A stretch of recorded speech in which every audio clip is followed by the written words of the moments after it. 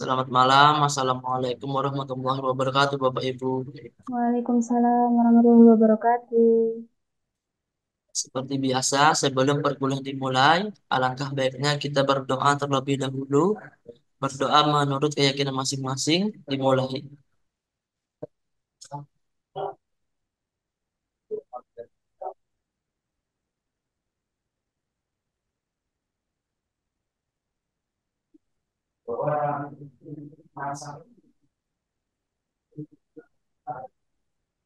Selesai.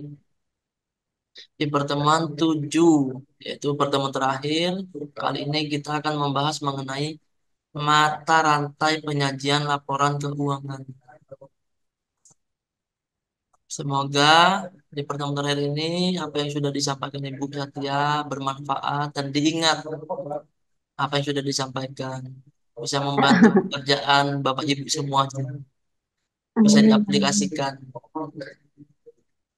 Baik, untuk mempersingkat waktu, kita mulai saja perkuliahan malam hari ini. Semoga apa yang disampaikan Ibu Satya bermanfaat untuk kita semua. Kepada Ibu Satya saya persilahkan. Oke, terima kasih Kak Ica. Assalamualaikum warahmatullahi wabarakatuh. Selamat malam teman-teman semua. Ini Waalaikumsalam ya, warahmatullahi wabarakatuh. halo Mbak Widya. Nah, ini teman-teman yang lain, Mbak Bella, Mbak Cantika, dan teman-teman yang lain itu apakah udah ada di tempat atau bagaimana ya kok off cam?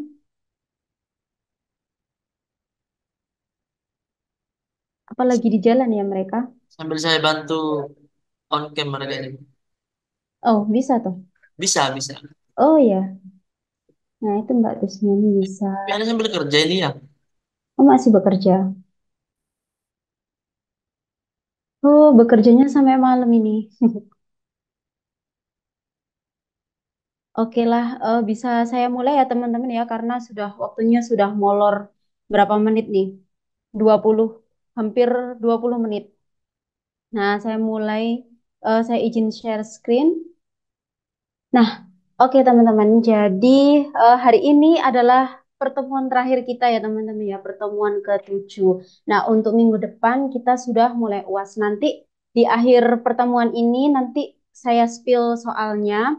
Nah, kemarin kan saya pernah apa ya, sudah pernah bilang kalau soalnya itu bakalan pilihan ganda. Namun pada detik-detik terakhir saya akan merubahnya agar teman-teman juga paham terkait dengan teori akuntansi. Jadi soal UASnya itu soalnya isai. Tapi tenang aja, nanti saya kasih waktu 1 mingguan. Seperti itu. Nah, sebelum saya jelaskan terkait dengan UASnya, kita akan pelajari dulu nih materi terakhir kita, yaitu pertemuan ke-7 terkait dengan mata rantai penyajian laporan keuangan.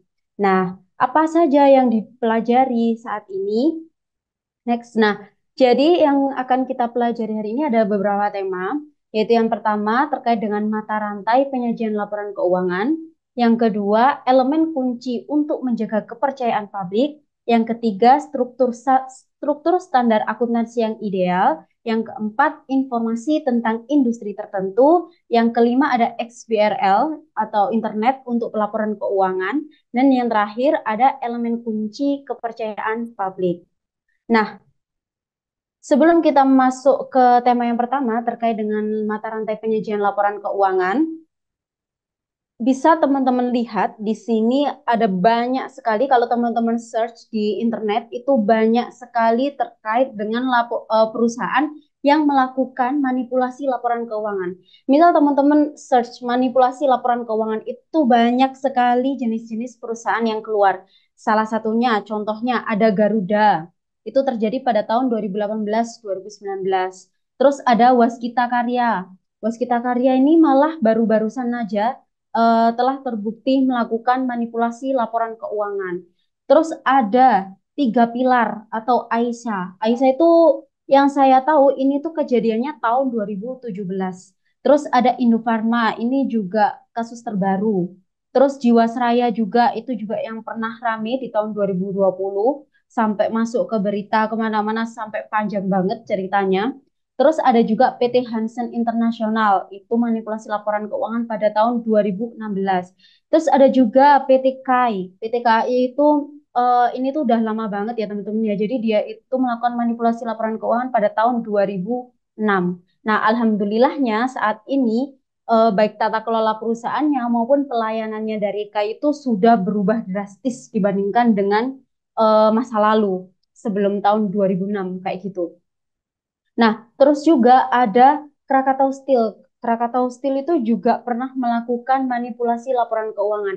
Jadi, dari berita-berita yang sudah saya kumpulkan, ini hanya segelintir saja. Banyak sekali perusahaan-perusahaan yang lain, kayak PT Pos Indonesia, salah satunya itu pun juga pernah melakukan kecurangan, teman-teman. Jadi di Indonesia, dari dulu sampai sekarang pun, itu masih banyak terjadi kecurangan-kecurangan yang membuat pembaca laporan keuangan itu ragu terhadap laporan keuangan. Kira-kira laporan keuangan yang sudah dikeluarkan oleh perusahaan ini bisa dipercaya nggak sih? Nah, kayak gitu. Soalnya apa mereka berpikir kayak gitu? Karena memang secara nyata itu banyak sekali perusahaan-perusahaan yang melakukan manipulasi laporan keuangan. Dan itu ketahuannya juga nggak detik itu juga, tapi mesti bertahun-tahun baru ketahuan. Maka dari itu muncullah yang namanya krisis kepercayaan terhadap laporan keuangan. Seperti itu.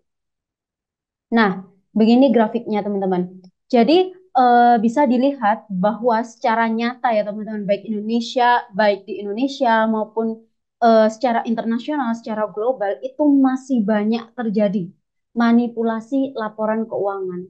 Nah, karena adanya banyak sekali kasus manipulasi laporan keuangan, hal ini akan menurunkan kepercayaan publik terhadap laporan keuangan. Nah, banyak peneliti-peneliti yang melakukan penelitian terhadap kepercayaan publik pada laporan keuangan, itu mereka menemukan bahwa terdapat 4 faktor penyebab kenapa seseorang atau investor, kreditor, ataupun pembaca laporan keuangan lain itu kepercayaannya terhadap laporan keuangan itu menurun.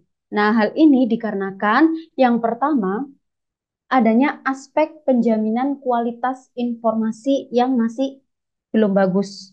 Terus yang kedua, standar penyusunan dan penyajian laporan keuangan di mana standar ini itu masih belum bisa menciptakan atau mendorong perusahaan dalam menciptakan suatu laporan keuangan yang baik. Jadi standar akuntansinya itu masih belum sempurna.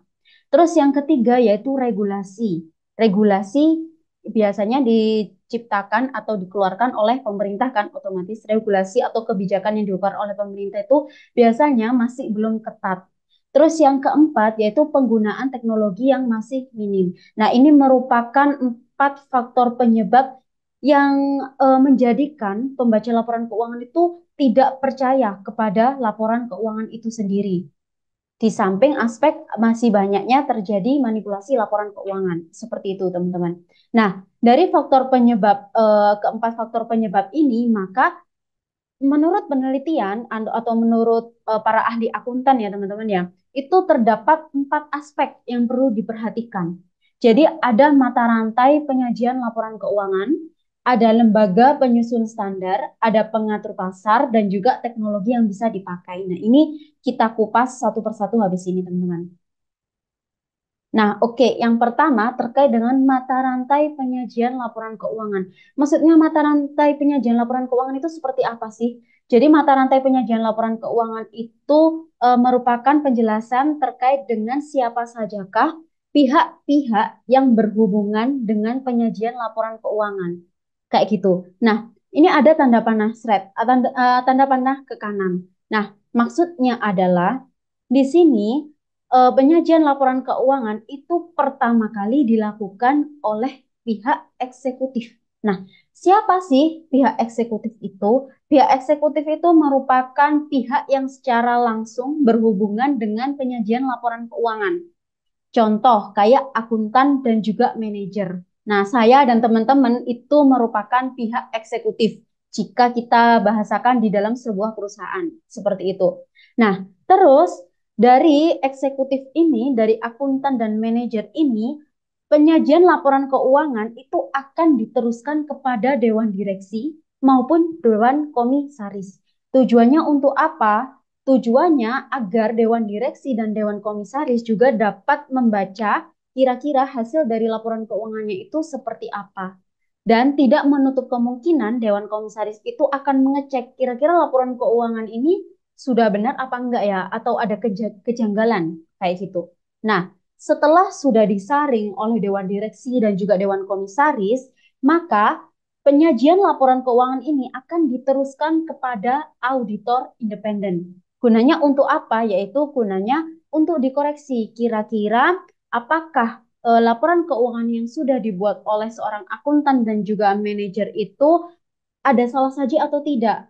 Apakah sudah berkualitas atau tidak laporan keuangannya? Nah, seperti itu. Nah, setelah disaring oleh Dewan Direksi, Dewan Komisaris, dan juga auditor independen, maka laporan keuangan ini sudah siap untuk didistribusikan. Nah, salah satu cara untuk mendistribusikannya yaitu dimasukkan ke dalam Bursa Efek Indonesia (IDX), diunggah ke dalam akunnya IDX agar para investor, para kreditor itu bisa mengakses secara langsung. Nah, terus biasanya setelah laporan keuangan itu sudah muncul di lamannya IDX atau BEI, nah muncullah analisis pihak ketiga. Nah, biasanya ini para pakar-pakar akuntan, terus itu juga ada profesi analis keuangan juga, itu khusus analis keuangan itu juga ada. Nah, itu mereka bertugas untuk menganalisis kira-kira tren ke depannya kayak gimana sih. Nah, kayak gitu. Biasanya hasil laporan yang dilakukan oleh analis pihak ketiga itu sangat berguna bagi investor, kreditor maupun pembaca laporan keuangan lain untuk mengambil suatu keputusan kayak gitu. Nah, setelah dianalisis oleh pihak ketiga, maka otomatis sama seperti yang saya bilang tadi, informasi yang sudah dikeluarkan oleh pihak ketiga akan digunakan oleh seorang investor dan juga stakeholder lain untuk mengambil sebuah keputusan. Nah, kayak gitu. Nah, semua pihak ini dalam melaksanakan penyajian laporan keuangan, penyajian informasi keuangan itu berfokus atau berkiblat pada tiga hal ini.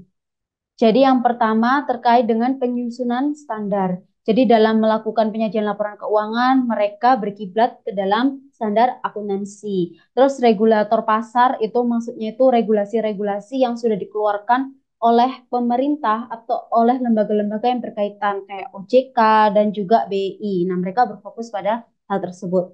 Terus teknologi yang memungkinkan. Nah, teknologi yang memungkinkan ini biasanya para pihak-pihak yang ada di mata rantai penyajian laporan keuangan ini, mereka dalam melakukan penyajian laporan keuangan menggunakan teknologi yang bisa mereka gunakan untuk menghasilkan sebuah laporan keuangan. Seperti itu, teman-teman. Nah, dari sini kita petakan satu-satu. Yang pertama, yaitu terkait dengan struktur standar yang ideal. Nah, tadi kan sudah disebutkan bahwa faktor penyebab terjadinya seseorang itu tidak percaya dengan laporan keuangan itu karena adanya standar akuntansi keuangan yang kurang mendukung dalam menciptakan sebuah laporan keuangan yang baik dan juga benar dan berkualitas seperti itu. Nah, menurut para ahli, salah satu yang menentukan kualitas transparansi laporan keuangan itu adalah standar akuntansi. Di mana standar akuntansi itu teman-teman merupakan standar yang menjadi pedoman penyusunan laporan keuangan.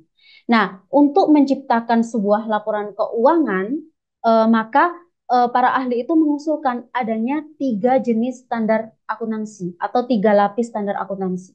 Jadi kalau selama ini teman-teman ketahui bahwa standar akuntansi itu hanya SAK saja atau PSAK, nah ternyata di Indonesia itu memang sudah menerapkan adanya 3 tingkat standar akuntansi ini teman-teman. Jadi masih ada standar akuntansi yang lainnya. Nah, ada 3 tingkat. Yang pertama yaitu tingkat pertama adalah standar akuntansi global yang bersifat umum. Biasa kita kenal dengan standar akuntansi keuangan atau pernyataan standar akuntansi keuangan (PSAK).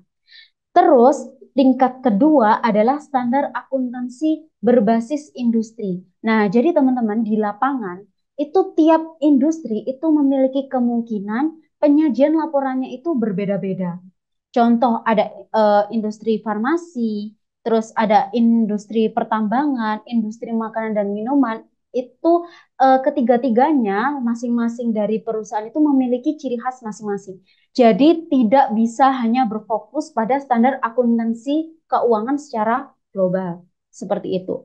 Terus tingkat ketiga ada standar akuntansi berbasis informasi khusus perusahaan tertentu yang dilaporkan. Nah, jadi untuk tingkat pertama itu kan standar akuntansi secara global nih. Terus tingkat kedua itu standar akuntansi berdasarkan tiap-tiap industri. Nah, ada juga tingkat ketiga yaitu standar akuntansi yang hanya berfokus pada perusahaan tertentu saja. Kayak gitu. Jadi step by step turun. Tingkat pertama itu global, tingkat kedua itu industri, berfokus pada industri, dan tingkat ketiga itu berfokus pada jenis perusahaan. Kayak gitu. Nah, biar lebih pahamnya itu ada contoh teman-teman. Nah, ada tingkat pertama, tingkat kedua, dan juga tingkat ketiga. Sama seperti yang saya bilang, tingkat pertama adalah standar akuntansi secara global. Bisa saja dikatakan IFRS itu merupakan standar akuntansi internasional. Itu dia masuk ke tingkat pertama. Dan juga standar akuntansi keuangan juga masuk ke tingkat pertama. Terus tingkat kedua, contohnya kayak apa? Nah, di dalam standar akuntansi keuangan itu teman-teman itu terbagi-bagi menjadi beberapa kelompok lagi yang lebih mendetail. Itu contohnya ada PSAK nomor 69 terkait dengan agrikultur. Nah, agrikultur itu hanya dapat diimplementasikan terhadap industri perkebunan, pertanian, dan peternakan. Nggak mungkin agrikultur itu diterapkan kepada industri telekomunikasi, kan nggak mungkin. Soalnya agrikultur itu kan sangat berhubungan dengan hewan dan tumbuhan. Maka dari itu, PSAK nomor 69 terkait dengan agrikultur itu hanya terfokus pada industri perkebunan, pertanian, dan juga peternakan. Begitupun juga dengan PSAK nomor 62 terkait dengan kontrak asuransi. Nah, itu dikhususkan untuk perusahaan asuransi. Terus PSAK nomor 34 ada kontrak konstruksi. Otomatis PSAK nomor 34 ini difokuskan kepada industri konstruksi dan juga teknik sipil. Kayak gitu. Hal ini kenapa kok apa ya? Kenapa kok IAI itu memberikan PSAK yang secara mendetail di tiap-tiap industri? Karena seperti yang sudah saya bilang tadi, tiap-tiap jenis industri itu memiliki jenis yang berbeda-beda, memiliki kualifikasi yang berbeda-beda, sehingga membutuhkan yang namanya perbedaan di antara satu dengan yang lainnya. Kayak gitu. Terus ada tingkat ketiga yaitu berfokus pada jenis perusahaan. Contohnya ada perusahaan BUMN dan juga non BUMN. Nah, kalau BUMN memiliki kewajiban tambahan dalam pelaporan keuangan yang mengacu pada regulasi khusus dari Kementerian BUMN. Jadi teman-teman antara perusahaan BUMN dengan non BUMN itu ada perbedaannya dalam penyajian laporan keuangan di mana BUMN ini memiliki kewajiban untuk menciptakan sebuah pelaporan keuangan yang mengacu pada regulasi khusus dari Kementerian BUMN. Otomatis kalau perusahaan non BUMN berarti dia tidak berhak atau tidak berkewajiban untuk untuk mentaati sebuah regulasi yang dikeluarkan oleh pemerintah khususnya yaitu Kementerian BUMN. Itu kan nggak mungkin. Nah, contohnya peraturan yang dikeluarkan oleh Kementerian BUMN yang dikhususkan untuk perusahaan BUMN adalah mereka atau dalam hal ini adalah perusahaan BUMN itu harus menyertakan laporan mengenai penggunaan dana penyertaan modal negara, kinerja operasional dan tanggung jawab sosial perusahaan. Di mana perusahaan dan BUMN itu tidak diwajibkan untuk mengeluarkan laporan-laporan ini kayak gitu teman-teman. Nah, terus mengapa sih harus ada tiga jenis standar tadi? Seperti yang saya katakan tadi, ada tingkat satu, tingkat dua, dan juga tingkat tiga.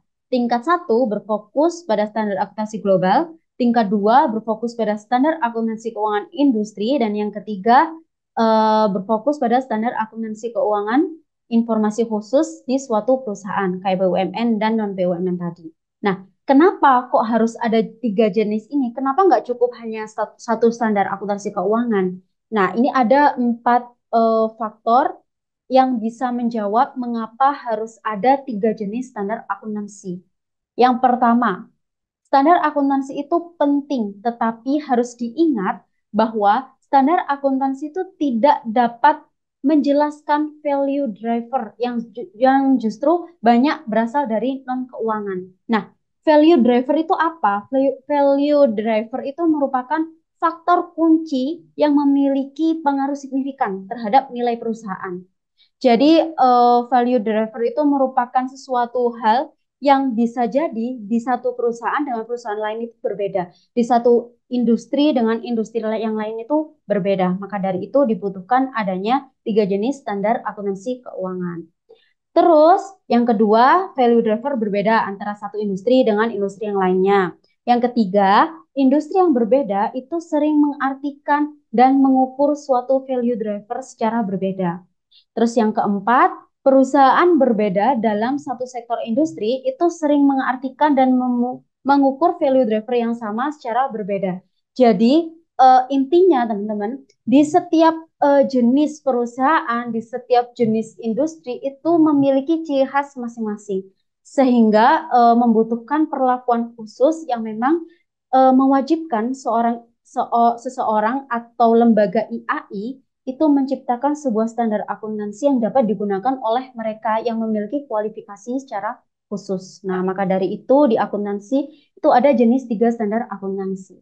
Tapi teman-teman ini hanya sekedar tahu aja. Soalnya kalau di teori akuntansi, baik itu dipelajari oleh manajemen ataupun jurusan akuntansi, itu hanya berfokus pada standar akuntansi secara global aja. Baru nanti kalau sudah masuk ke profesi akuntan, baru mereka belajar terkait dengan dua tingkat tadi. Ada tingkat kedua dan tingkat ketiga itu baru dipelajari. Kalau untuk S1 sendiri, itu hanya cukup belajar terkait dengan standar akuntansi global. Karena memang mau nggak mau dari tiga tingkat itu standar akuntansi global itu merupakan standar yang paling penting di antara yang lainnya. Kayak gitu, teman-teman. Nah, dari sini ada pertanyaan nggak, teman-teman?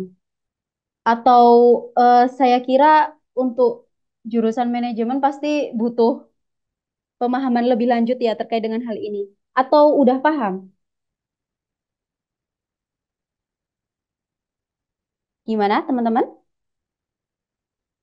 Atau memang membutuhkan waktu untuk berpikir, memahami pelan-pelan? Iya, Bu. Ya wis gak apa-apa. Nanti setelah setelah mata kuliah ini bisa dipelajari sendiri ya teman-teman ya. Bisa dibaca-baca Baik, lagi. Bu. Mm-mm. Oke. Nah, terus kita masuk ke XBRL. Nah, XBRL itu memiliki pengertian itu ini merupakan pengertian yang saya dapatkan dari Bursa Efek Indonesia ya.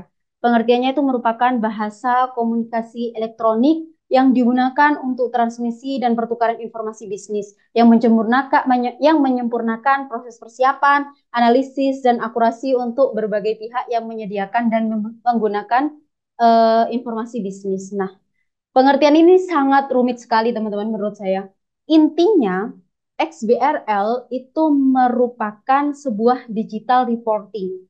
Nah, jadi dulu teman-teman dulu pada udah zaman dahulu banget itu perusahaan dalam melakukan penyajian laporan keuangan itu mereka menyajikannya itu secara manual. Benar-benar dalam bentuk kertas itu dikirimkan, diposkan kepada BEI sampai segitunya. Terus ketika mereka mau menganalisis laporan keuangan, mereka juga harus membaca satu persatu paper atau kertas-kertas yang sudah mereka kerjakan kayak gitu. Benar-benar tidak efektif. Nah, namun saat ini sudah muncul yang namanya XBRL. XBRL itu seperti yang saya katakan, dia merupakan digital reporting. Dan ini menjadi standar global sih teman-teman. Jadi secara internasional itu memang semua perusahaan atau seluruh perusahaan yang go public itu harus menggunakan XBRL. Otomatis Bursa Efek Indonesia juga mengadopsi XBRL ini. Dan perusahaan-perusahaan yang menanamkan sahamnya di Bursa Efek itu juga wajib menyajikan laporan keuangannya dalam bentuk XBRL. Nah, manfaatnya apa sih kok ada XBRL? Yang pertama yaitu menyempurnakan proses pengumpulan data pelaporan emiten supaya lebih efisien, komprehensif, dan dapat diandalkan informasinya.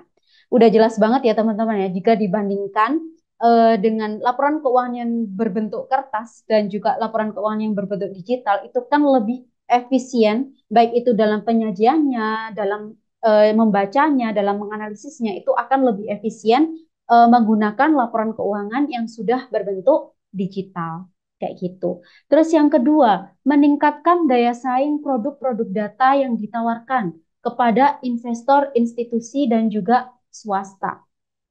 Jadi maksudnya meningkatkan daya saing produk-produk data ini merupakan kasarannya itu ketika suatu laporan keuangan itu disajikan sebaik mungkin, sepraktis mungkin, seefisien mungkin, maka investor itu akan lebih tertarik untuk membaca laporan keuangan, untuk menganalisis laporan keuangan suatu perusahaan. Jadi daya saing produknya itu akan lebih meningkat seperti itu.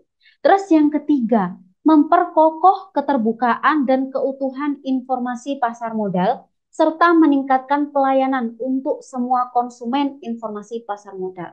Otomatis, ketika laporan keuangan dalam bentuk digital, maka hal ini akan mempermudah seorang investor, kreditor dalam membaca dan juga menganalisis serta mengambil keputusan laporan keuangan. Dan juga para investor itu akan lebih mudah untuk melakukan perbandingan antara laporan keuangan satu dengan laporan keuangan yang lainnya. Coba bayangin aja kalau teman-teman jadi investor, jadi pembaca laporan keuangan, dan laporan keuangannya itu dalam bentuk paper kayak gitu. Nah, saya kurang tahu kalau zaman dulu itu apakah pembaca laporan keuangan itu harus beli kayak koran gitu atau gimana, itu saya kurang tahu karena itu sudah tahun 1900-an ke bawah seperti itu. Nah, kalau saat ini itu kan teman-teman hanya membuka Excel yang sudah disediakan oleh BI, terus buka bagian misalkan bagian kiri itu perusahaan apa, perusahaan A, bagian kanan perusahaan apa, A, B, itu kalian sudah bisa mengcompare secara mudah. Berbeda dengan dulu ketika tidak ada XBRL. Kayak gitu, teman-teman. Nah, untuk agar teman-teman lebih paham, ini ada video 1 menit menggunakan bahasa Inggris. Coba teman-teman coba dengarkan baik-baik terkait dengan penjelasan XBRL ini. Alright, so you have to. Dengar nggak teman-teman? Enggak ya? Oh, kayaknya saya salah tadi. Dengar, Bu. Oh, dengar. Serius? Dengar, coba lagi. Alright, so you have to send Dengar. Dengar. reports every year. Right now, you have to manually collect all the data, and if you want to analyze or compare the data, you have to read all those paper-based reports, which gives a high possibility for errors. So digital reporting is used more and more, but everyone is using different software. This way, it's still difficult to compare those reports. That's why the global standard XBRL is going to be mandatory very soon, and everyone is going to have to use it. So, XBRL, what is it exactly? XBRL is a structured way of digital reporting. This is how it works. First, you have to tag data you want to report. The data is then automatically extracted from your own systems. All you have to do now is send it. And because everyone is using the same tags and format, it's easy to use and compare the data. To meet the mandatory deadlines, you have to implement XBRL now. So contact Deloitte and we'll make the transition for you as smooth as possible. XBRL, you better be ready.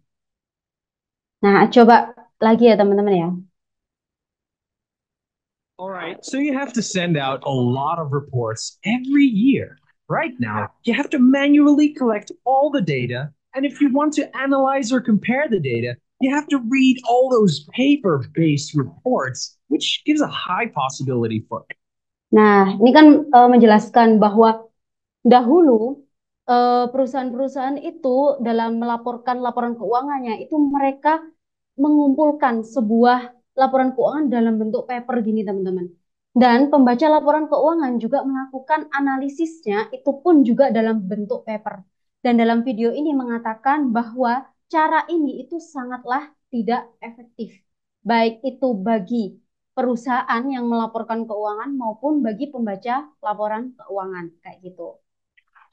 So digital reporting is used more and more, but everyone is using different software. This way, it's still difficult to compare those reports.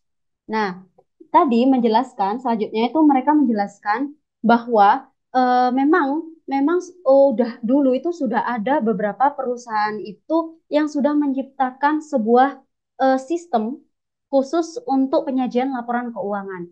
Nah, tapi teman-teman ada beberapa perusahaan itu perusahaan satu dengan perusahaan yang lainnya itu memiliki sebuah software yang berbeda. Nah, dengan adanya software yang berbeda-beda antara perusahaan satu dengan perusahaan yang lain, maka pembaca laporan keuangan otomatis tidak dapat mengcompare, tidak dapat membandingkan antara perusahaan satu dengan perusahaan yang lain. Jadi tadi udah ada perkembangan. Yang pertama, dalam bentuk paper itu sangat tidak efektif. Terus yang kedua itu sudah mulai muncul inovasi-inovasi perusahaan-perusahaan menggunakan sebuah software. Akan tetapi kendalanya tiap perusahaan itu memiliki software yang berbeda-beda. Sehingga ketika sudah diakumulasi atau dikumpulkan ke dalam webnya BEI dan pembaca laporan keuangan itu dapat mengakses semua laporan keuangan yang sudah diciptakan dalam bentuk software itu, tapi mereka itu tidak bisa membandingkan. Karena apa? Karena softwarenya itu berbeda-beda. Hasilnya pun juga akan berbeda. Kayak gitu. Nah, maka dari itu muncullah yang namanya XBRL. Nah, ini dijelaskan lagi. That's why the global standard XBRL is going to be mandatory very soon, and everyone is going to have to use it. So, XBRL, what is it exactly? XBRL is a structured way of digital reporting. This is how it works. First, you have to tag data you want to report. The data is then automatically extracted from your own systems. All you have to do now is send it. And because everyone is using the same tags and format, it's easy to use and compare the data. To meet the mandatory deadlines, you have to implement XBRL now. Nah, jadi dengan adanya XBRL ini teman-teman, seorang akuntan atau seorang manajer pun itu hanya bertugas untuk menginput data keuangan di dalam sistem yang namanya XBRL tersebut dengan cara men-tagging data namanya. Nah, terus secara otomatis itu data akan keproses sendiri dan di dalam sistem XBRL itu akan secara otomatis dilakukanlah yang namanya validasi dokumen.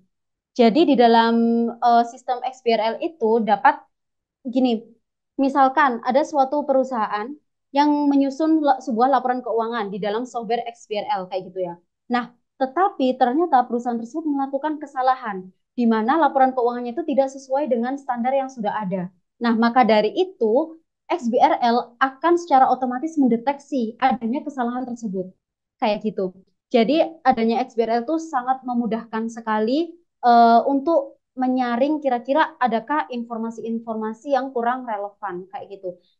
Jadinya bisa dikatakan bahwa XBRL itu secara otomatis akan melakukan validasi terhadap laporan keuangan yang sudah diciptakan oleh sebuah perusahaan.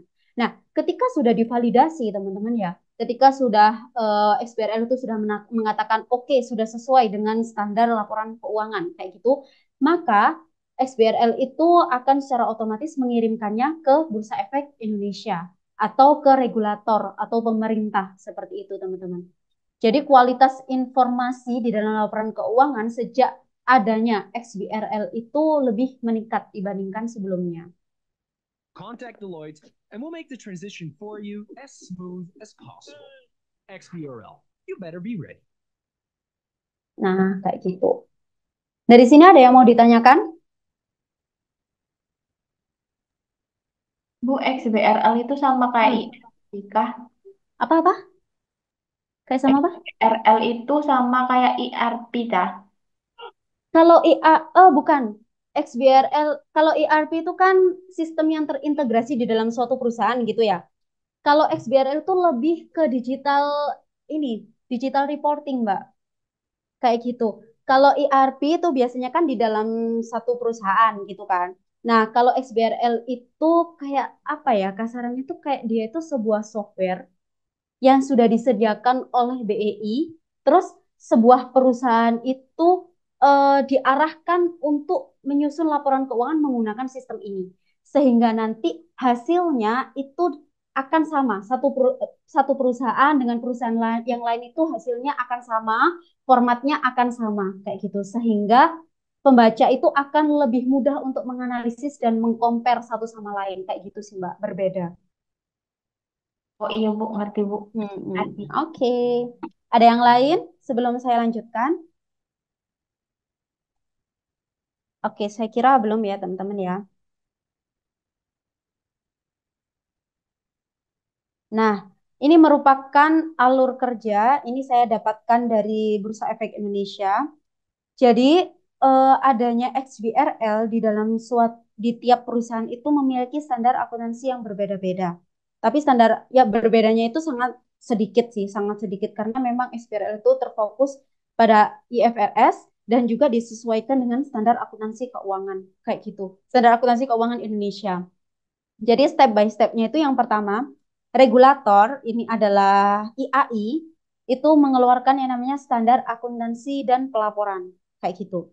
Nah, terus IDX atau Bursa Efek Indonesia itu membuat yang namanya taksonomi IDX. Jadi menciptakan taksonomi berdasarkan standar akuntansi dan pelaporan. Jadi maksudnya taksonomi ini teman-teman IDX atau BEI itu menciptakan sebuah akun, misalkan akun pendapatan, akun kas, akun utang, dan lain sebagainya, itu disediakan sehingga nanti perusahaan itu tinggal memilih akun-akun mana yang akan dilaporkan. Kayak gitu. Nah, dalam penentuan akun-akun yang di yang disajikan di dalam sistem XBRL ini, itu IDX mengacu pada standar akuntansi dan pelaporan keuangan di Indonesia. Kayak gitu. Nah, setelah itu emiten atau perusahaan itu akan mengisi informasi pelaporan ke dalam instan dokumen. Jadi dalam melakukan pengisian, emiten itu emiten itu berkiblat ke dalam taksonomi IDX. Dia menggunakan akun-akun yang ada IDX-nya, yang ada di IDX kayak gitu.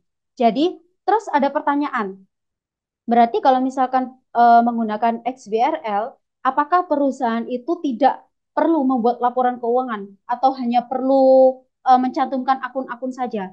Enggak ya teman-teman ya, jawabannya itu enggak. Perusahaan, seorang akuntan itu tetap menciptakan sebuah laporan keuangan. Nah, tapi biasanya tiap perusahaan itu memiliki nama akun yang berbeda-beda. Perusahaan satu dengan perusahaan yang lain itu menamai akunnya itu berbeda-beda. Nah, maka dari itu setiap perusahaan itu harus menyesuaikan dengan taksonomi IDX ini. Kayak gitu. Jadi mereka dalam melakukan penyusunan laporan keuangan di dalam XBRL itu berfokusnya, berkiblatnya itu pada taksonomi yang sudah dikeluarkan oleh IDX. Di mana taksonomi ini sudah sesuai dengan standar akuntansi laporan keuangan.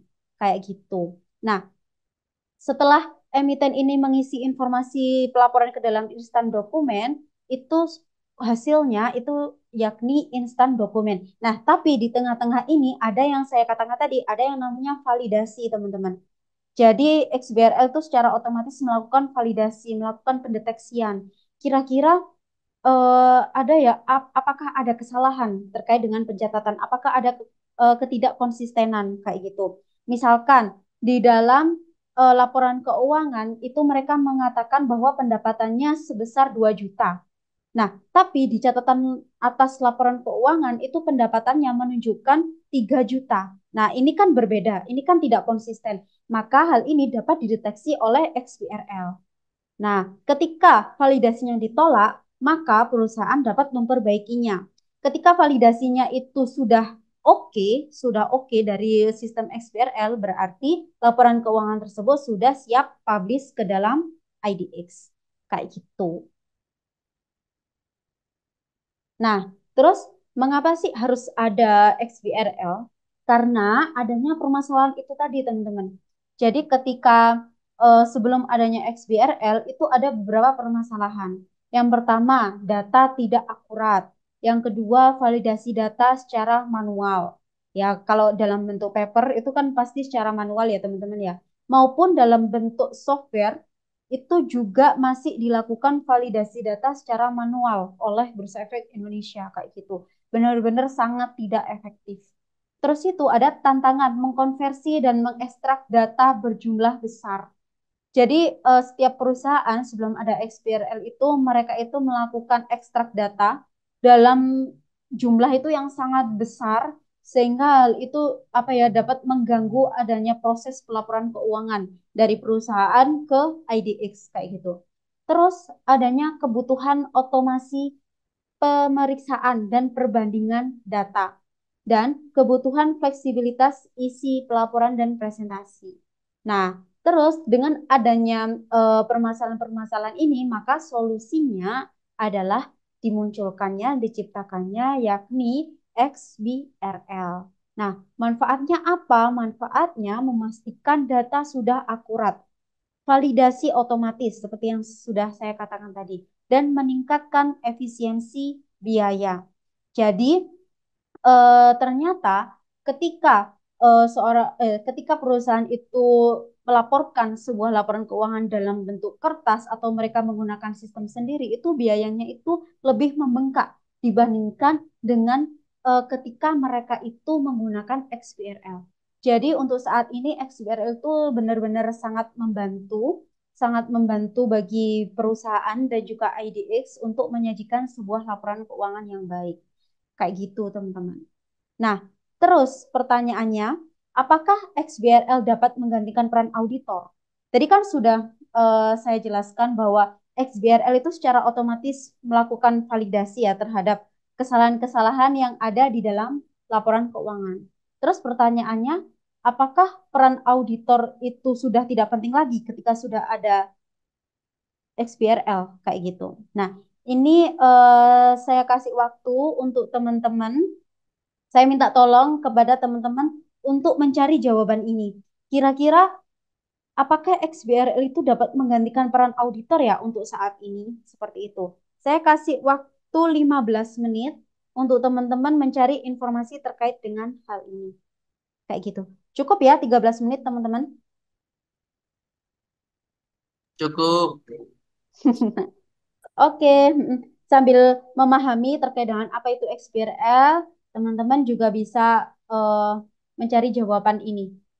Nanti saya butuh minimal 3 orang untuk menjawab. Nanti akan saya kasih nilai untuk menambah nilai UAS. Kayak gitu. Oke, silahkan teman-teman. Saya persilahkan. Semangat Bapak Ibu. Oke, teman-teman. Apakah sudah? Sudah nemu jawabannya? Oke, kayaknya sudah ya. Ini yang on cam cuma 1, 2, 3, 4, 5. Mbak Ana, Mbak Desa, Mas Reza, Mbak Cantika, Mbak Esi. Oke. Oh, Mbak Tismiani. Oke, saya catat. Oke, siapa yang mau menjawab? Saya butuh minimal pendapat 3 orang. Kalau nggak ada yang mau menjawab, saya tunjuk nih. Terutama yang off cam ini. Wes. Ayo, siapa yang mau? Ini dapat poin untuk tambahan nilai UAS ini. Boleh saya, Bu?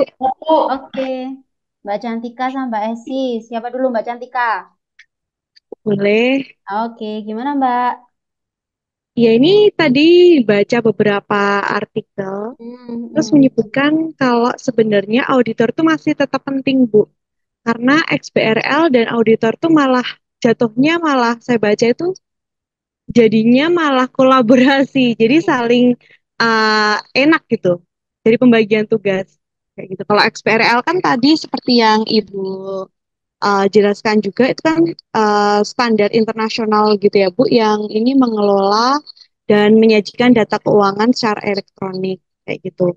Nah, kalau auditor ini dia juga ada banyak juga masihan yang harus dilakukan, bukan cuma selesai di XBRL, tapi perlu pemeriksaan lebih menyeluruh lagi terhadap laporan keuangannya. Terus juga auditor itu juga ada mengevaluasi risiko materialitis, risiko audit lainnya. Selain itu juga auditor masih tetap harus kerjasama sama tim IT untuk memastikan implementasi XBRL yang benar dan akurat. Jadi tetap pertanyaannya apakah masih tetap penting kalau udah ada XBRL, apakah auditor masih penting gitu, apakah XBRL bisa menggantikan auditor? Tetap tidak bisa, tapi mereka malah jatuhnya akan lebih ke kolaborasi. Oke, makasih banyak Mbak Cantika. Berarti jawabannya Mbak Cantika tidak bisa menggantikan peran auditor ya. Mereka lebih condong malah berkolaborasi untuk menciptakan suatu laporan keuangan yang baik gitu. Betul, Oke, Bu. makasih Mbak Cantika. Terus yang kedua Mbak Esi, silakan Mbak Esi. Kurang lebih sama ya Bu, sama Gimana? jawabannya Mbak Cantika karena hasil eh, browsingnya juga Mm-mm, menunjukkan hal demikian. Menurut saya sih emang tetap saling melengkapi ya Bu ya. mm-mm, Jadinya kayak kalau EXBL tadi itu kan kayak sistem gitu. Kalau auditor kan kayak lebih pakai ke otak manusia ya Bu ya. Jadi kayak emang bener-bener eh, intuisi sama feelingnya kan beda ya Bu ya. Jadi kayak tetap harus pakai auditor sih. Jadi kayak misalkan nih kita kan sekarang udah musim AI ya. Kayak mm-mm. apa kan coba deh pakai AI deh gitu. Tapi tetap aja kayak AI itu beberapa kali saya searching kayak hasilnya beda. Jadi mungkin kalau pakai yang satu kan kayak teknologi, yang satu kan manusia. Jadi kayak tetap beda dan tetap harus saling melengkapi sih biar kayak lebih sempurna gitu. Kalau dari saya singkatnya itu aja Bu. Dari Oke, teknisnya terima udah kasih. dijelasin sama Mbak Cantika. Hampir Makasih. sama ya berarti ya. Oke, oke. Memang benar sih apa otak manusia itu meskipun udah ada teknologi yang canggih, otak manusia pun masih perlu diperlukan. Memang masih butuh digunakan kayak gitu. Nggak mungkin kan otak manusia dianggurkan juga. Oke, thank Karena you. yang Mm, bikin teknologi kan manusia juga Bu. betul. Ha, benar, benar, benar, benar. Ujung-ujungnya ya manusia memang yang menciptakan ya. Oke, Mbak Esi. Selanjutnya, Mbak Bella. Gimana Mbak Bella? Iya, Bu. Mm-mm. Untuk jawabannya kurang lebih sama, Mm. bahwa XBRL itu tidak bisa menggantikan posisi auditor. Karena walaupun sistem seperti XBRL atau semacamnya, sekarang kan sedang banyak sekali yang menggunakan, Bu. Kayak restoran pun banyak robot-robotnya, dan tipe tipe pelayanan restoran tuh juga ada yang self-service.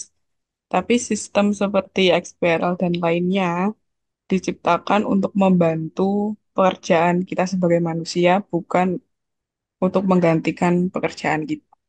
Seperti itu. Oke, sama ya berarti Mbak Bella. Terima Iya, kasih Mbak Bella. Terus, iya, Bu, sama-sama. terus setelah Mbak Bella tadi siapa ya yang angkat tangan ya? Kayaknya ada lagi deh. Ada yang mau menjawab lagi, teman-teman? Slotnya saya kasih 5 orang, slotnya kurang 2 deh. Lumayan nih, buat nambah bonus nih. Saya, Bu. Oke, Mbak Tessa. Gimana Mbak Tessa?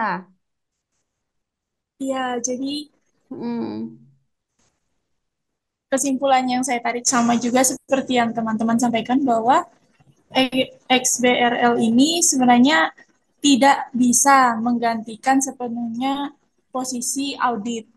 Karena yang pertama, dia itu hanya menyajikan data, Hmm. tetapi dia tidak bisa memberikan hal-hal lain yang menjadi tanggung jawabnya audit secara keseluruhan, seperti apa namanya menjelaskan. Jadi dia hanya melampirkan data, tapi si XBRL ini tidak bisa menjelaskan dari data yang dia lampirkan. Kemudian ada hal-hal lain seperti pemahaman bisnis, kemudian juga penilaian profesional yang tidak bisa dihadirkan oleh XBRL. Dan setelah saya baca-baca juga, XBRL ini dia salah satunya kelemahannya itu dia tidak bisa mendeteksi kalau kita ada perusahaan yang membuat transaksi fiktif atau manipulasi data.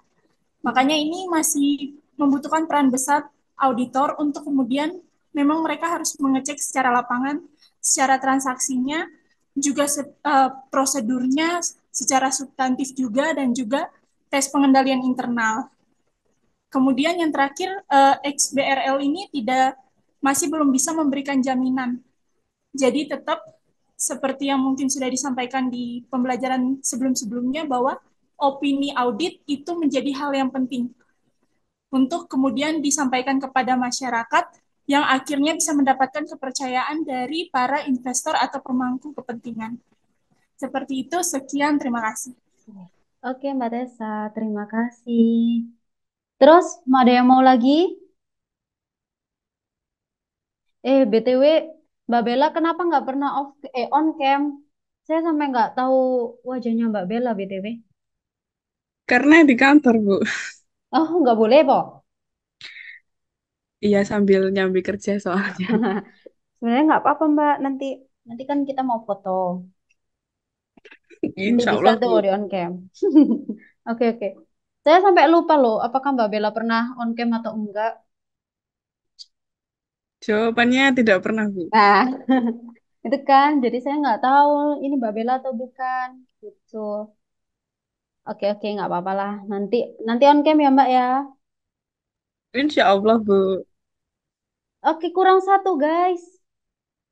Kayak ngobrol nilai aku ini. Kurang satu tak catat beneran loh. Menambahkan Bu, Oh, yes. Oke, Mbak Ana. ya tadi kan sudah dijelaskan dengan Hmm. banyak dari teman-teman semuanya. Saya di sini ingin menambahkan kalau memang XBRL ini memang kan secara elektronik eh, masih membantu secara AI dan itu memang bukan dari manusia ya Bu. Berarti bukan otak dari manusia. Jadi memang kita nggak bisa mengandalkan keseluruhan kepada AI karena kan otak manusia yang ciptaan Tuhan ini tidak ada tandingannya. Ya, jadi kita nggak bisa menggantikan peran manusia. Jadi auditor tidak bisa digantikan oleh XPRM seperti itu. Oke, oke, terima kasih Mbak Ana. Jadi dari jawaban yang pertama dari Mbak Cantika, Mbak Esi, Mbak Bella, Mbak Tessa, dan Mbak Ana itu jawabannya hampir sama ya? Oh, sama semua, bukan hampir.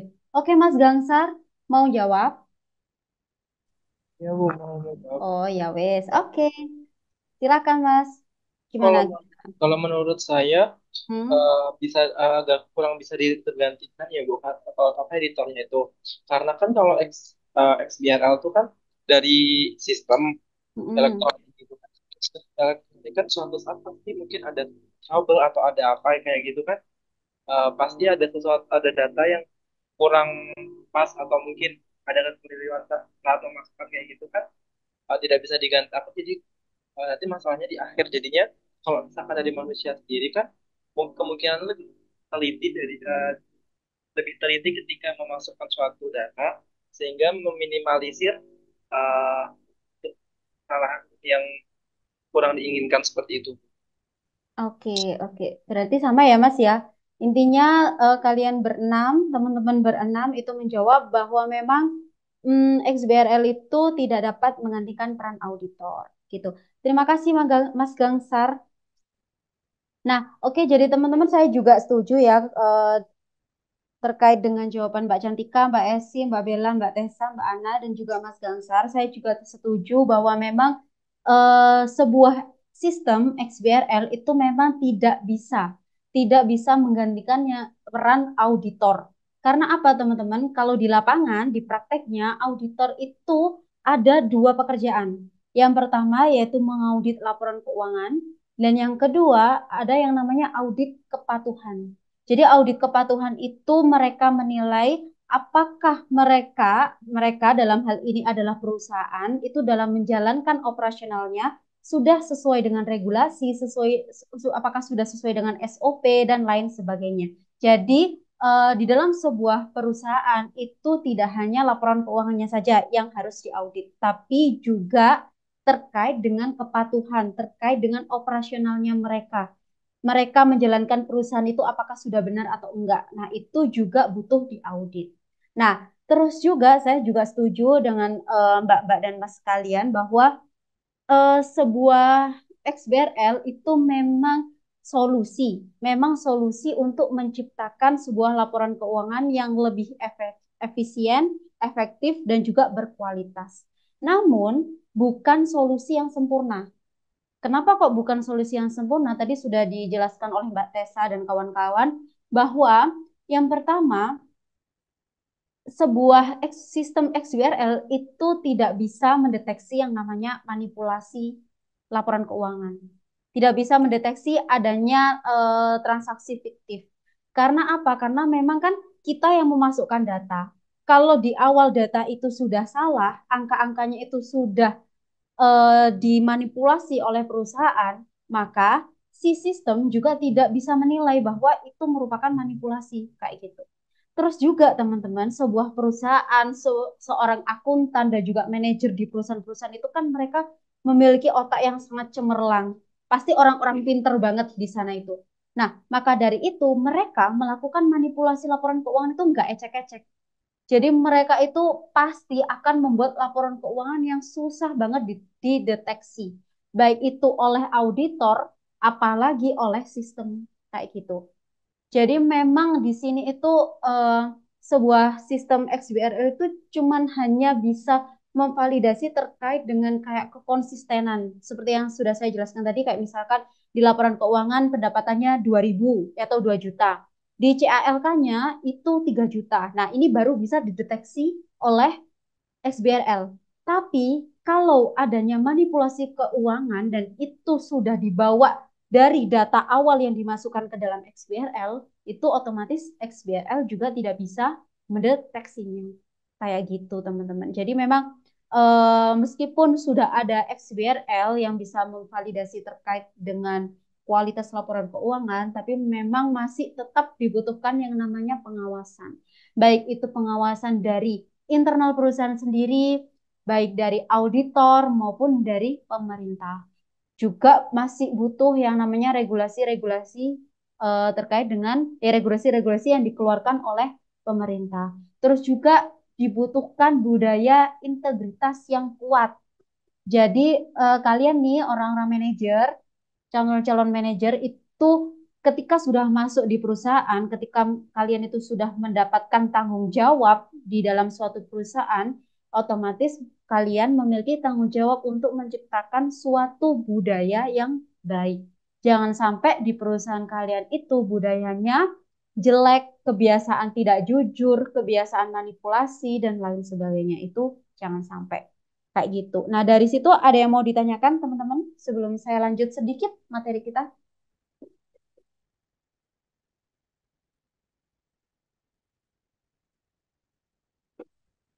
Oke, kayaknya udah paham ya, teman-teman ya. Saya kira untuk XBRL sudah clear. Nah, ini saya akan menambahkan 3 slide sedikit lagi terkait dengan materi hari ini. Nah, ini sudah dijawab. Jawaban teman-teman juga sangat bagus sekali. Sudah benar juga. Dan saya juga setuju terkait dengan jawaban teman-teman. Terus saya lanjut terkait dengan elemen eh elemen-elemen kunci untuk menjaga kepercayaan publik. Nah, ini ada beberapa elemen-elemen yang memang hal-hal ini transparansi dan teman-temannya itu dapat menjaga kepercayaan publik. Tadi kan di awal bahwa memang adanya manipulasi laporan keuangan dan lain sebagainya yang masih banyak terjadi di Indonesia itu sangat menurunkan tingkat kepercayaan publik. Nah, sekarang kita akan membahas bagaimana sih sebenarnya tips-tips untuk menjaga kepercayaan publik. Apa yang harus dilakukan oleh perusahaan kayak gitu. Yang pertama yaitu harus menjaga transparansi. Jadi maksudnya transparansi itu merupakan suatu hal yang tidak ada ya sorry. Transparansi itu merupakan tidak ada yang harus tidak ada sesuatu hal yang harus disembunyikan dalam pelaksanaan manajemen dan operasional perusahaan. Maksudnya itu adalah gak boleh sedikit pun perusahaan itu menyembunyikan suatu informasi yang seharusnya diflorkan kepada seorang investor dan juga pembaca laporan keuangan yang lain. Karena di dalam akuntansi sendiri itu ada prinsip yang namanya full disclosure, teman-teman. Jadi prinsip ini itu menjelaskan bahwa informasi yang dikeluarkan atau informasi yang tertera di dalam laporan keuangan itu tidak boleh understate ataupun overstate. Nah, maksudnya adalah informasi yang diberikan kepada investor itu tidak boleh kurang dan juga tidak boleh lebih. Kalau kurang akan menyesatkan seorang investor dan pembaca keuangan yang lain. Kalau overstate itu pun juga akan merugikan perusahaan juga. Kalau perusahaan itu terlalu overstate memberikan sebuah informasi, maka hal ini akan merugikan perusahaan dan akan menguntungkan yang namanya pesaing. Karena apa? Pesaing juga masih berhak dan juga bisa secara bebas mengakses laporan keuangan pesaingnya. Kayak gitu, teman-teman. Jadi informasi yang ada di laporan keuangan itu harus benar-benar pas komposisinya. Nggak boleh understate, nggak boleh overstate, kayak gitu. Nah, ini semua sudah dijelaskan di dalam standar akuntansi keuangan. Terus yang kedua yaitu budaya akuntabilitas.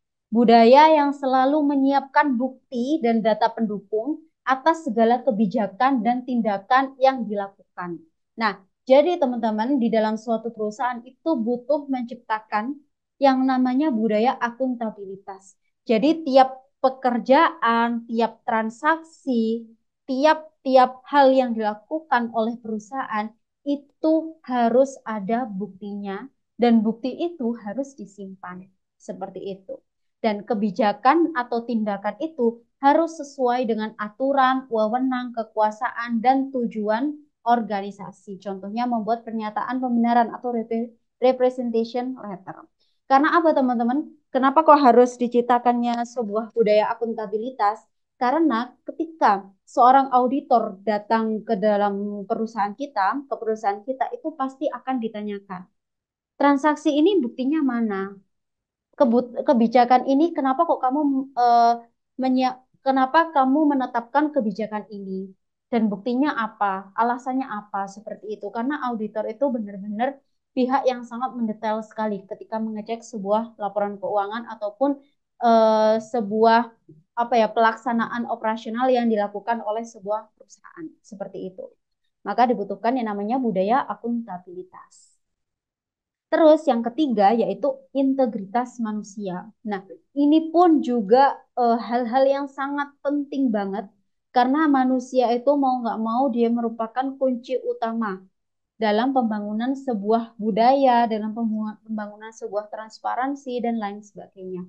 Karena kualitas manusia sebagai oknum yang melakukan eksekusi, penyaji, mengapprove laporan keuangan itu akan menentukan kualitas laporan keuangan.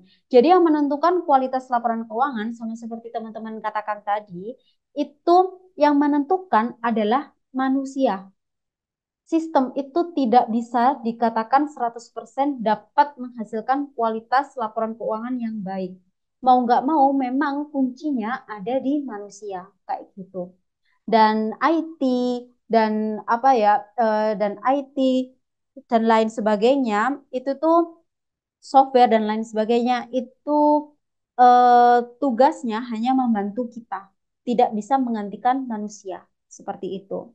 Nah, yang perlu dijaga di dalam integritas manusia itu ada etika, moral, integritas, dan juga kejujuran. Nah, yang paling inti adalah kejujuran dan juga etika bagaimana mereka menciptakan sebuah laporan keuangan. Seperti itu. Terus selanjutnya yaitu pemilihan audit eksternal. Jadi teman-teman memilih sebuah audit eksternal atau memilih sebuah kantor akuntan publik itu juga sangat perlu dipertimbangkan oleh sebuah perusahaan.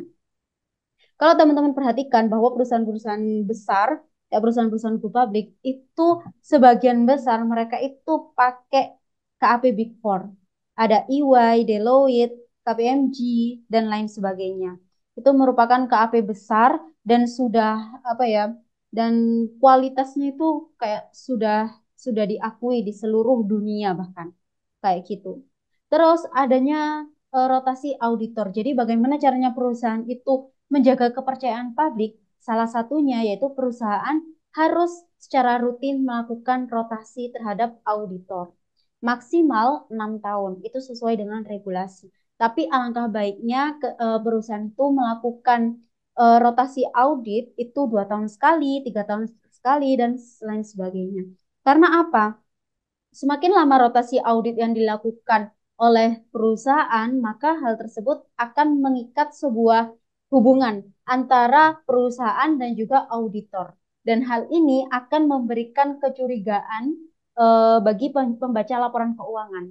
Kayak gitu. Karena kalau semakin kuat hubungan antara perusahaan dengan auditor, maka akan memunculkan sebuah kemungkinan-kemungkinan di mana mereka akan bekerja sama untuk melakukan manipulasi laporan keuangan. Dan itu ada beberapa yang terjadi, contohnya kayak Garuda, itu juga terjadi karena hal ini, seperti itu. Terus penguatan tata kelola perusahaan. Penguatan tata kelola perusahaan itu maksudnya adalah perusahaan harus memilih seorang dewan komisaris dan komite audit yang kuat.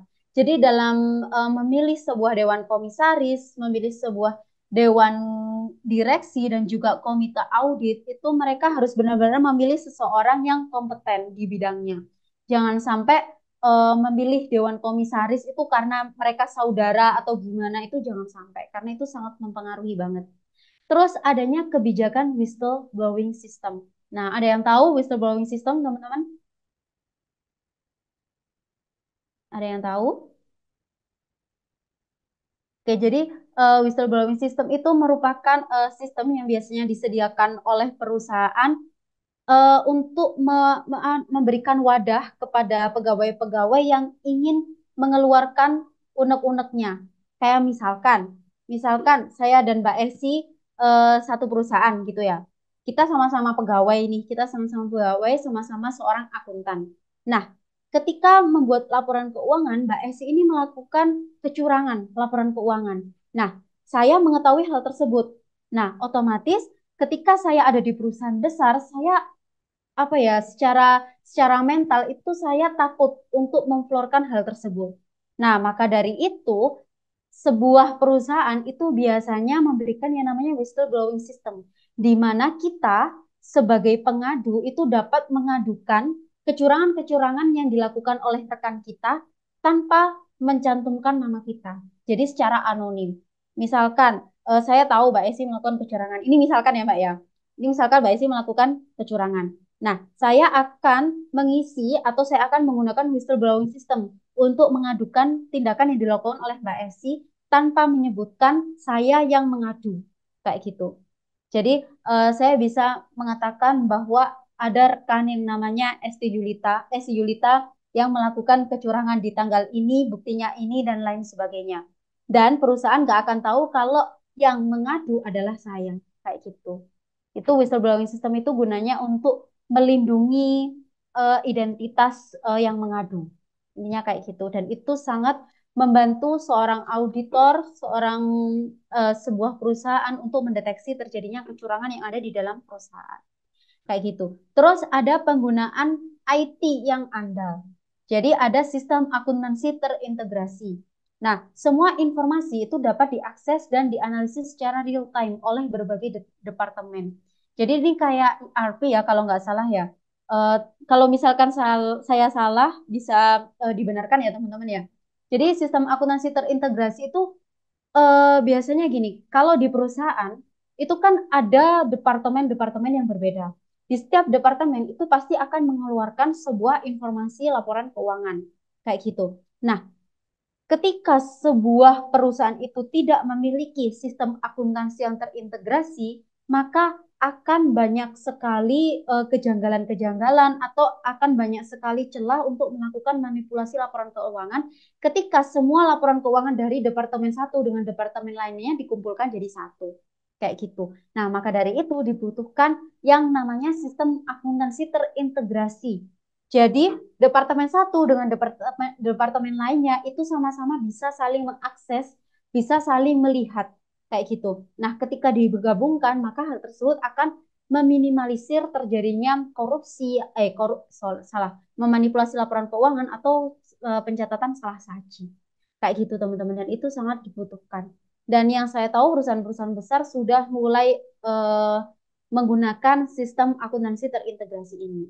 Terus juga ada yang terbaru juga yang namanya implementasi blockchain, yaitu menciptakan catatan transaksi yang tidak dapat diubah dan dapat diaudit secara transparan.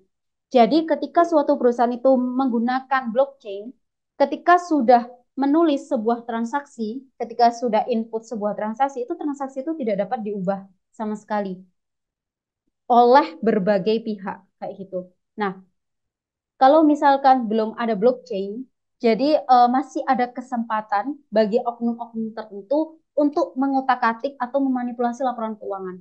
Kalau sudah ada blockchain, itu untuk memanipulasi laporan keuangan itu kesempatannya udah sangat kecil banget. Seperti itu. Jadi dibutuhkan yang namanya penggunaan IT yang andal itu benar-benar sangat dibutuhkan. Meskipun IT itu tidak dapat menggantikan manusia. Kayak gitu. Mereka perlu IT dan manusia itu perlu berkolaborasi untuk menghasilkan sesuatu yang baik seperti itu. Terus yang terakhir yaitu ada komunikasi yang efektif dengan pemangku kepentingan. Jadi sebuah perusahaan itu harus mengadakan RUPS secara rutin dan juga terbuka. Nah, masih banyak perusahaan-perusahaan itu yang melakukan RUPS secara tertutup. Nah, alangkah baiknya ketika mengadakan sebuah RUPS itu hasilnya itu diflorkan, kecuali informasi-informasi tersebut sangat sensitif dan merupakan rahasia perusahaan itu tidak perlu diflorkan. Tapi informasi-informasi yang sifatnya itu umum dan masih bisa dikonsumsi oleh pembaca laporan keuangan itu wajib dibuka atau wajib dilaporkan kepada para pembaca laporan keuangan seperti itu. Terus juga publikasi laporan keuangan secara tepat waktu. Kalau di BEI teman-teman itu ada maksimal waktunya, yakni 3 bulan setelah tutup buku. Misalkan Desember tutup buku, berarti terakhir adalah bulan Maret. Kayak gitu. Nah, itu merupakan elemen-elemen kunci untuk menjaga kepercayaan publik agar investor dan juga pembaca laporan keuangan itu dapat percaya lagi ke perusahaan, ke kita, seperti itu. Nah, terus mengapa kok masih terjadi manipulasi laporan keuangan padahal kan sudah ada XBRL dan lain sebagainya? Karena ada 6 hal ini, teman-teman. Jadi yang pertama, yang paling sering muncul di dalam suatu perusahaan yang sudah terbukti melakukan manipulasi laporan keuangan itu karena adanya budaya dan etika bisnis yang minim. Budaya di dalam perusahaannya mereka itu masih belum bagus. Nah, hal ini disebabkan karena adanya para pemimpin yang memang mencontohkan hal-hal yang tidak benar. Karena faktanya ya teman-teman, yang melakukan manipulasi laporan keuangan itu adalah orang-orang yang ada yang top manajemen, bukan karyawan-karyawan bawahan seperti itu. Terus pengawasan dan penegakan hukum yang lemah.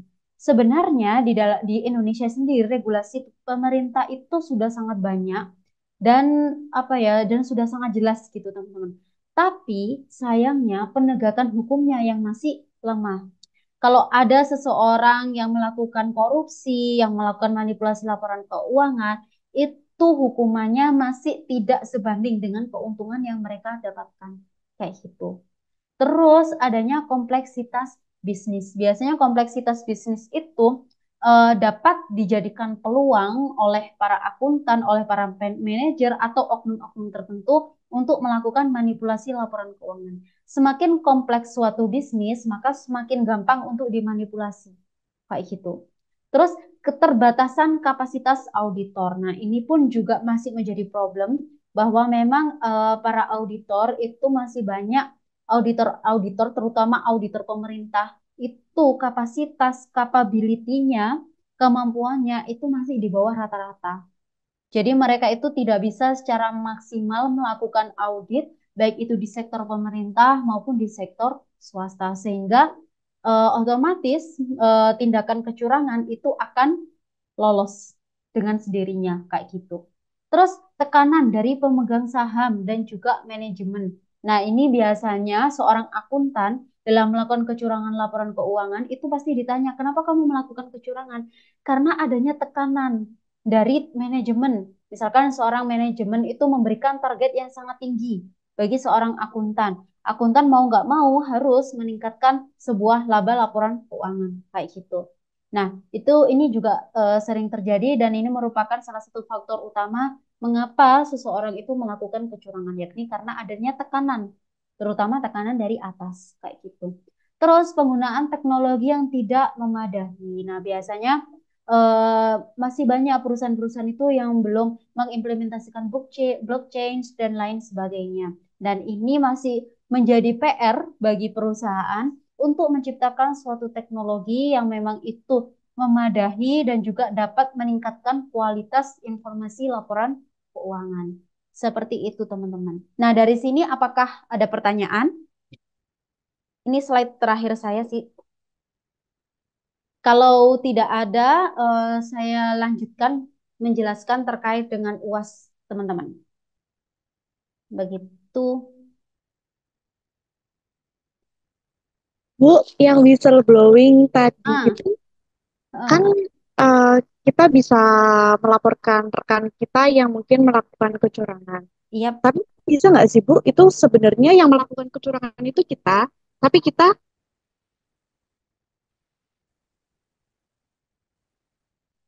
Halo? melaporkan rekan kita. Oh, bisa. Bisa jadi, Mbak. Jadi, maksud dari Mbak Cantika, Oh, bisa. oh, ini yang suaranya yang nggak jelas saya atau Mbak Cantika ya? Mbak Caca, Bu. Oh, gitu ya. Oke, oke. Halo Mbak Cantika. Loh, orangnya hilang.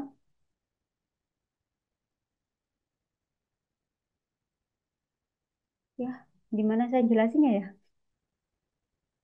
Halo Mbak, udah kembali Mbak Cantika? Oke, jadi pertanyaannya saya ulang ya.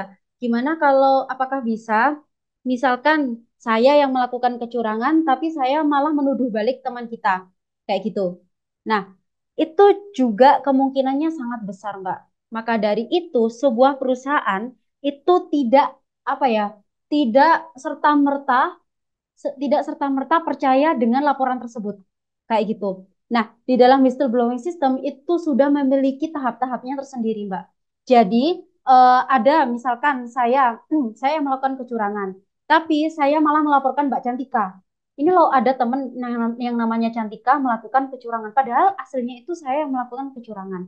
Nah, kayak gitu. Nah, oke, oleh perusahaan, pengaduan saya itu tetap diproses, tetap diterima. Oh, berarti perusahaan itu baca, oh ini ada yang namanya Cantika yang melakukan manipulasi laporan keuangan, kayak gitu. Nah, oleh perusahaan, Mbak, perusahaan itu nggak mungkin serta-merta percaya. Oke, Mbak Cantika langsung pecat. Nah, itu enggak. Jadi, oleh perusahaan itu akan dianalisis terlebih dahulu. Buktinya seperti apa, terus dia melakukan kecurangan di bagian mana dan lain sebagainya. Nah, itu merupakan tugas dari auditor internal untuk untuk apa ya? Untuk menindaklanjuti adanya pengaduan yang sudah diberikan kepada karyawan. Seperti itu, Mbak. Oke, sudah ada yang mau ditanyakan lagi, teman-teman? Biasanya itu dampaknya apa ya, Bu, untuk orang yang sudah dilaporkan? Dampaknya yang dilaporkan otomatis dia akan dikeluarkan sih, Mbak. Mau nggak mau otomatis kebanyakan itu langsung dikeluarkan. Atau misalkan dia melakukan kecurangan yang masih dalam tahap rendah ya, itu biasanya itu dikasih SP, surat peringatan. Ya kayak kita kalau mau di DO gitu loh, itu biasanya kayak gitu. Tapi kalau misalkan dia sudah melakukan kecurangan yang sangat besar, itu bisa jadi perusahaan itu akan melaporkan kepada pihak berwajib sampai segitunya. Jadi tergantung apa? Tergantung tingkat kejahatan yang sudah mereka lakukan.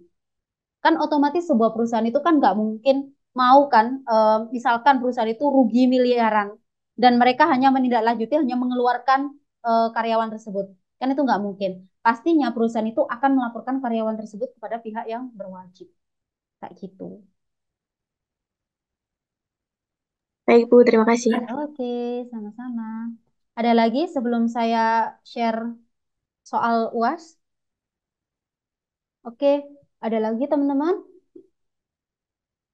Udah, nggak ada ya? Oke, saya coba share screen terkait dengan soalnya. Udah terlihat, teman-teman? Sudah, Bu. Oke. Jadi tugasnya teman-teman sudah ada petunjuknya di sini. Jadi teman-teman saya minta untuk memilih satu tema dari keseluruhan tema teori akuntansi yang telah kita pelajari selama 7 pertemuan. Jadi dari pertemuan pertama sampai pertemuan ketujuh itu kan kita sudah mempelajari beberapa hal. Nah, ini saya bebaskan teman-teman memilih tema mana. Entah itu tema yang paling teman-teman pahami, entah itu teman-teman yang paling apa ya, yang paling diminati, tema-tema yang paling apa, yang paling teman-teman sukai dan lain sebagainya itu saya bebaskan. Terus dari tema-tema yang sudah teman-teman pilih itu buatlah esai dengan total halaman sebanyak 3 sampai 5 halaman saja, teman-teman. Nah, esai itu terdiri dari judul, latar belakang, isi, dan juga kesimpulan. Kayak gitu. Nah, untuk 5 halaman, maksimal 5 halaman, itu isinya judul, latar belakang, isi, dan kesimpulan. Referensi itu di luarnya, seperti itu. Ada yang mau ditanyakan atau ada yang kurang jelas, teman-teman? Silahkan ini di foto ya, teman-teman ya. Atau di screen cap.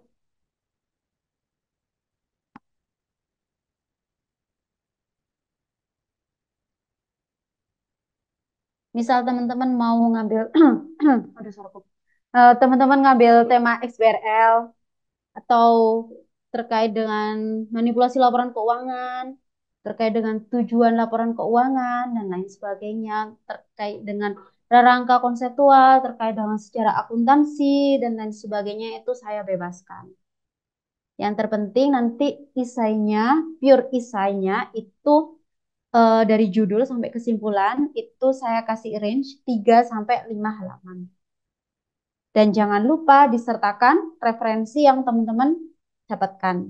Referensi yang teman-teman gunakan dalam menyusun esai ini. Begitu, ada yang mau ditanyakan? Bu, referensinya itu nanti link ininya, Bu, dari link link websitenya. Apa referensinya? Iya, referensinya. Oke, itu terserah ya Mas ya, nggak apa-apa. Misal Mas Gangsar dapat dari website, itu bisa dicantumkan, tapi jangan website kayak blog-blognya orang-orang gitu ya. Website-website yang terpercaya kayak BI, OJK, dan lain sebagainya, kayak gitu. Terus kalau Mas Gangsar bisa lihat dari artikel, itu bisa juga dicantumkan. Atau dari buku, itu bisa juga. Bebas, saya bebaskan. Yang terpenting referensinya ditulis. Kayak gitu. Dan jangan ini ya teman-teman ya, dan jangan kopas-kopas.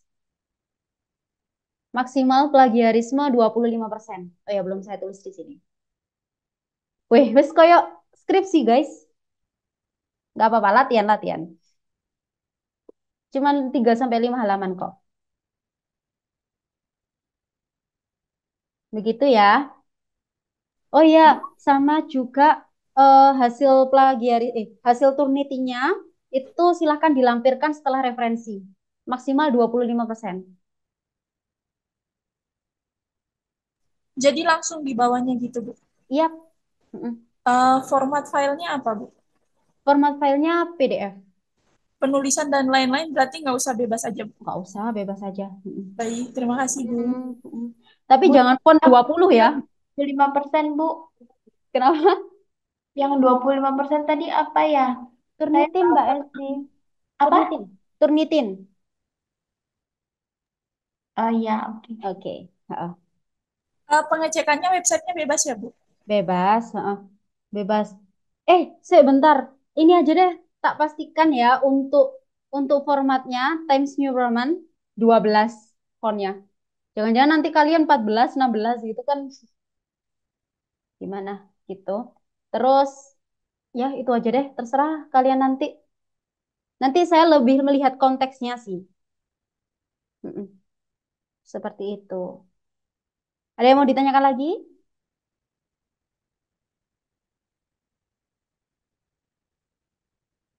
Oke. Kalau misalkan di tengah-tengah mengerjakan ada yang mau ditanyakan, nggak apa-apa. Silakan PC saya ya teman-teman. Soalnya kan memang nggak ada grup WhatsApp khusus teori akuntansi gitu. Jadi nggak apa-apa PC saya. Ada yang mau ditanyakan? Udah ya? Bu, minta Ah, nomornya. loh belum? Wih, belum di save kok. Hilang, Bu. Belum. Oke, oke. Saya kirim di ini ya. Di chat grup. Kok chat grup? Chat Zoom. Silahkan di-save Bapak Ibu. Kalau ada mau tanya-tanya, Minta apa-apa. tolong dibantu tugasnya boleh. Ya jangan dong kalau itu. Oh, ini tak tak tambahin ini ya, ketentuan. Gimana ya biasanya ya? Ketentuan. Dikumpulkan dalam bentuk PDF. Ya.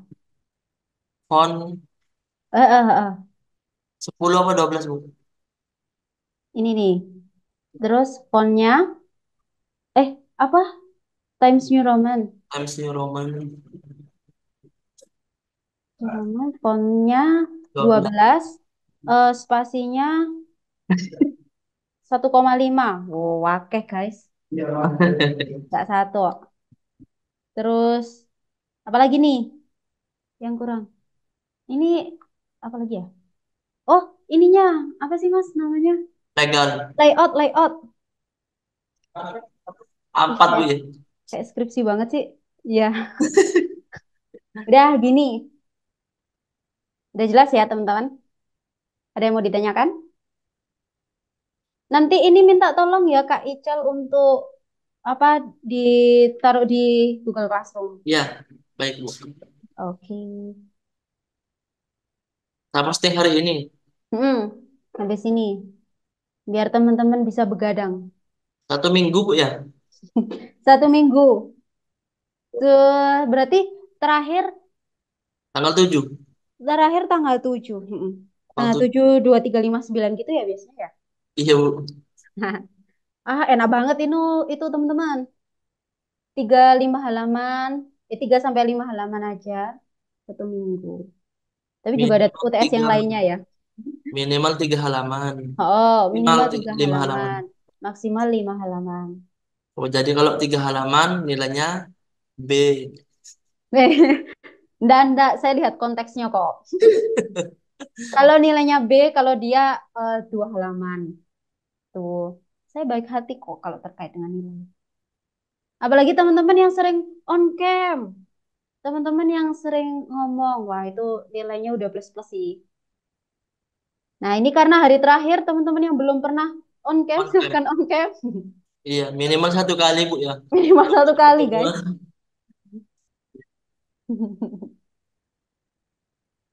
Udah ya, udah di foto. Saya stop share. Mbak Amaraci biasanya on cam nggak ada ya? Tadi on cam Bu, on Oh cam. iya toh. Terus dimatikan. Oh, saya kayaknya belum pernah melihat Siapa Bu? Mbak Rizky pernah nggak ya? Sudah. Oh, ya, Mbak Rizky kayaknya pernah. Mbak Pernah. Bella, Mbak Belum. Debbie, Mas Coba. Angga ini pernah kelihatan 1 kali. Terus Mbak Tiwi itu kayaknya saya belum pernah. Mbak Via juga. Mbak Rizkuna belum pernah ya? Kayaknya ya. Dan juga, oh itu Mbak Maraji. Terus Mas Raka Paksi ini juga saya belum pernah lihat. Ini teman-teman mana ya? Ya, monggo Bapak Ibu, pertemuan terakhir ini kita on cam semuanya. Oh itu Mas Raka Paksi. Halo Mas. Salam kenal. Duh, dimatiin lagi. Halo Bu, kalau sambil on cam terus putus suaranya. Oh gitu ya. Oke oke nggak apa-apa nggak apa-apa. Paling yang lainnya juga gitu kali ya. Oke gitu aja teman-teman. Ada yang mau ditanyakan sebelum saya tutup? Kayaknya udah ya. Udah siap mengerjakan ini. Udah Sudah selesai Bu. apa-apa? Ada yang sudah selesai mungkin. Siapa Mas Gangsar udah selesai? Kok wajahnya happy banget gitu? Iya dari tadi Bu ya. Iya kan? Oke, oke. Kalau belum ada pertanyaan, saya tutup aja ya teman-teman ya. Saya kembalikan kepada Kak Ical. Silakan Kak Ical. Ya terima kasih Ibu Satya. Sebelum diakhiri kita foto bersama ya. Ayo Bapak Ibu, Ayo, on cam semua. oke di pertemuan terakhir ini. Oh, Mbak Oh Ibu Rizkuna. Rizkuna, jangan malu-malu Bu. Yang lainnya Mbak Tiwi. Masih di luar, Pak. Oh, masih di Oh luar. iya Bu, ngopi ya. Oh iya, besok kan tanggal merah, Long weekend. long weekend. Sudah semua ini yang lain. Ibu Amaraji, Bapak Angga, Ibu Bella, Ibu Tiwi, Ibu Via Devi. Ini nggak ada yang kenal sama Ibu Via Devi ya? Kenapa, Mas? Nggak ada. Amaraci hadir, Pak. On cam Ibu Amaraji. Iya, bentar-bentar, Pak. Masih Nah, benerin. bagus Saya lagi duduknya. di luar, Pak. Oh iya, tidak apa-apa Bu. Ini Ibu Rizky Ah, Teopani. Oh jadi pakai HP ya? iya, kalau Mbak Rizky kenal sih aku. Maksudnya Pakai HP. pernah lihat. Oh Ibu Via Devi di Oh, kerja. Oh jadi dia setiap pertemuan kerja Bu. iya ya Allah. Keren-keren. Semangat Ibu Via. Tapi bisa dengerin materinya Bu ya. Perkuliahan dengan baik ya. Soalnya kemarin-kemarin tak lihat. Oh bisa. Bisa. Tak lihat nggak join audionya. Baik, saya hitung ya. Nah, rame sekali nih Eh, pertemuan terakhir. Mbak Bella, Mbak Bella. Mbak Bella Novela, Suaranya ada tapi orangnya nggak ada selalu. Maksudnya wajahnya. Ibu Debbie juga tidak pernah ini. Ibu Iya, Debbie, Ibu Debbie, Mas Angga. Pernah satu kali lihat. Mbak yo, Tiwi. Mereka malu-malu kali ya? ya jadi nanti kalau wisuda biar tahu ini Ibu Satya. Iya. Nah, Nanti itu. gak Halo Mas disapa. Angga. Ya, nanti wisuda kalau saya diundang, pasti kita ketemu dong. Kalau saya diundang sih. Lumayan ini Bu. Tinggal berapa orang? Dua. Tapi Mas Angga cuman kelihatan ijo-ijonya doang. Gedungnya. Pakai HP nih Bu. Oh gitu ya? Banyak yang pakai HP. Lah, ngilang. Nah, Mbak Maraci. Apa yang ngilang? Mbak Maraci. Oh, baik. Hitungan tiga ya. Hmm. Senyum. Satu, dua. Lagi. Gaya, pakai gaya, pakai gaya.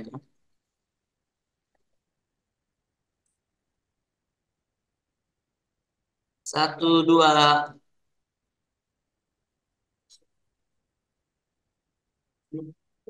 Oh, Ibu Amaraji baru muncul lagi-lagi. Ayo, ayo. Ayo, Ya, Ibu Amaraji. ayo Mbak Maraci. Uh, banyak baju hitam ini. Satu, dua. Oh iya, iya. Oke. Kayaknya teman-teman dress code-an deh. Mbak Maraci, Mbak Rizky, Mbak Verlita, Mbak Esi, Janjian.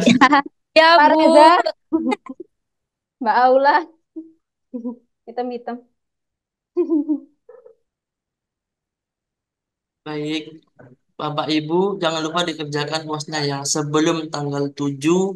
Loh ini, Tuh, Mbak Verlita sama Mbak Rizky. Mbak Herlita. Oh, kalian satu Bisa-bisanya. tempat. Oh, ngopi kalian ya. Oh gitu. Sama Ibu Amaraji juga pasti ini. Ya Oh, kan? dress code-an keluar gitu. Dress Kenapa, code-an Pak? kopi. Sama Ibu Amaraji juga.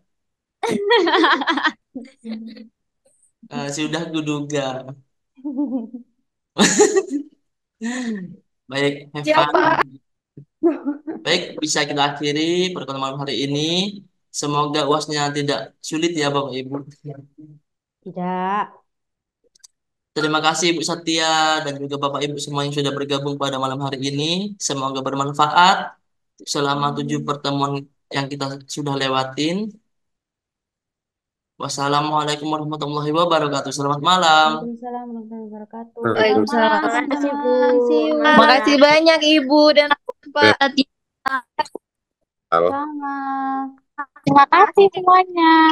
Terima kasih teman-teman. Sampai jumpa lagi.